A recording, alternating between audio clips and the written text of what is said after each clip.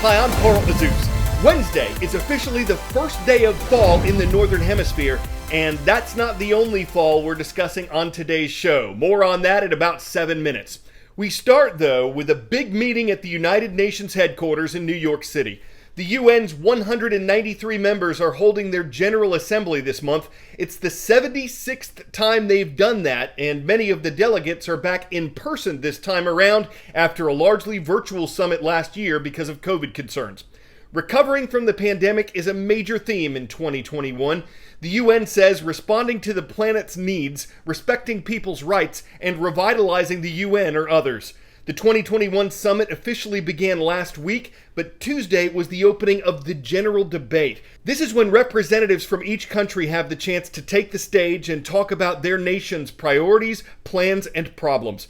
In his first speech at the UN since taking office, U.S. President Joe Biden laid out his world vision. The issues of COVID-19, climate change, and human rights were key focuses of his speech. As a global community, we're challenged by urgent and looming crises, wherein lie enormous opportunities if we can summon the will and resolve to seize these opportunities.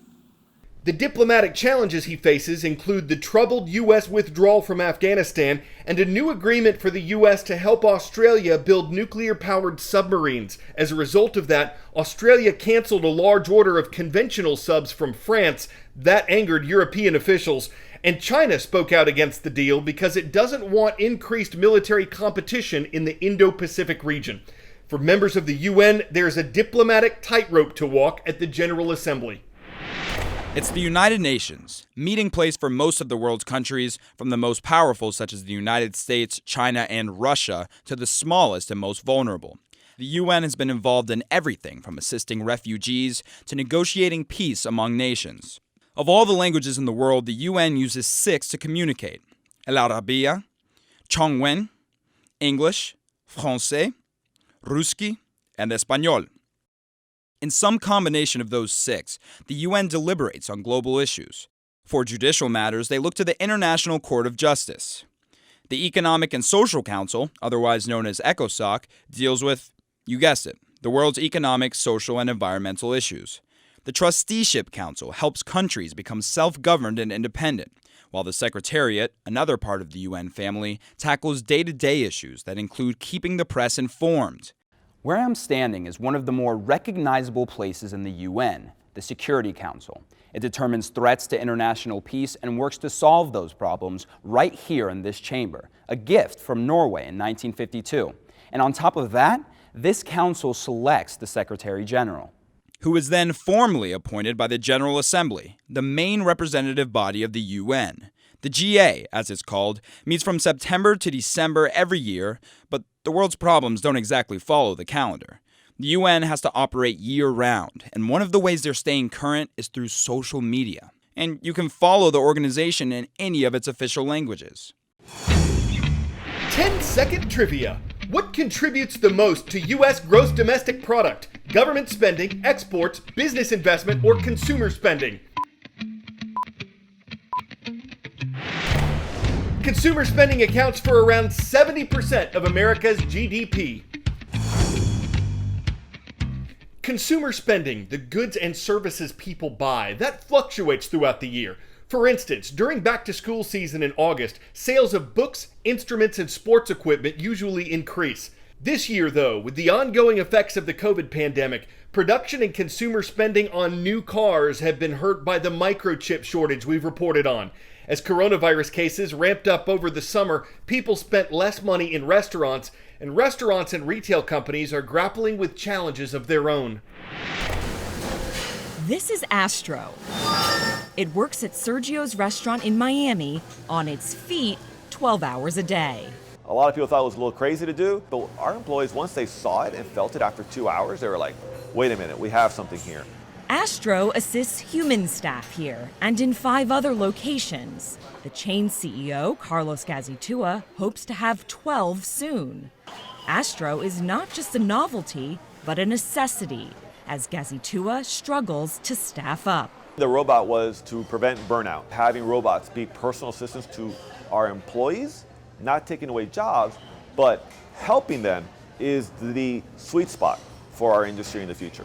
That's because hiring in leisure and hospitality was flat last month after clawing back from a record 8 million jobs lost, with restaurants and bars losing 42,000 jobs. The restaurant recovery is now moving in reverse. We still have 90,000 restaurants that are closed permanently or long-term. We're about 1 million jobs below where we should be before this pandemic. At Sergio's, the summer brought in fresh help, students. And those college students really helped us during that transition period. But unfortunately, those students are gone already. Leaving restaurants like his facing an intense labor shortage. I think it's almost like being stuck in the mud. You know, you take a step forward and you want to move your other foot, but it's very hard. That's where we are right now. In retail, the industry is taking steps backwards. About 1.3 million people quit retail jobs in just June and July. And in August, of the 28,000 lost retail jobs, most of it happened here. Do you think, oh, that makes sense, that's me? Yeah, that's what we're dealing with exactly. You're going to run into a hole on the shelf. You're going to run into a longer wait at the checkout or a longer wait at the deli counter. Our overall businesses require about 800 team members. We're right now around 680. So we have to shut our deli departments down early because we just don't have enough labor to staff it. He's tried raising wages. Has it worked? Not great. And this month, a new staffing challenge. President Biden announced businesses with more than 100 employees would be required to mandate vaccines or weekly testing. When you hear that initially, as a business owner, what do you think? You get scared. You do, because if we have to go out and mandate our team members to be vaccinated, they might walk out the door. And if they walk out the door, that's going to make it that much more difficult for us to continue to operate. Vanessa Yurkevich, CNN, Red Bank, New Jersey.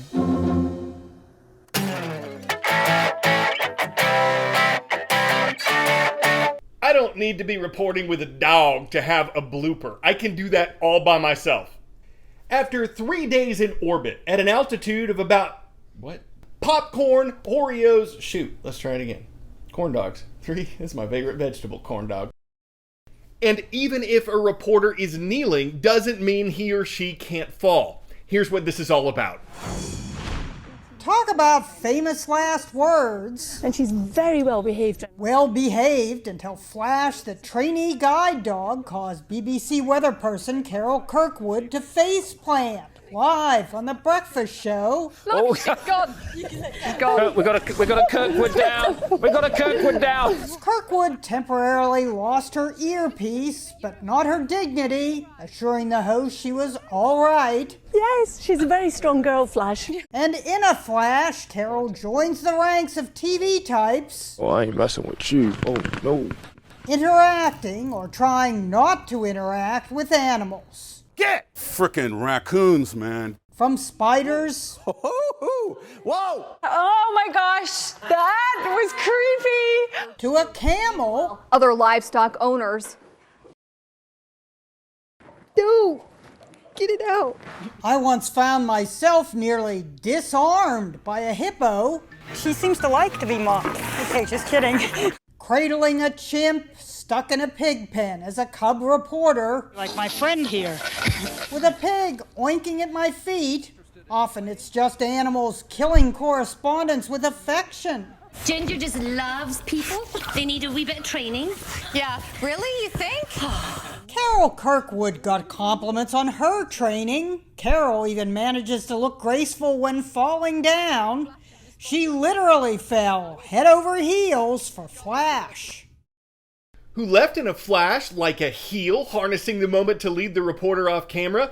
It could have apologized at least before taking a walk and causing her to roll over, but once she was able to sit and stay on air, she made a howlingly good recovery that bow-wowed her audience. It's terrible. I'm Carl Azus, Homewood High School. Want to give a shout out to you folks in Homewood, Alabama. How do we know about them? Because they knew to subscribe and leave a comment on our YouTube channel. Have a great Wednesday, everyone.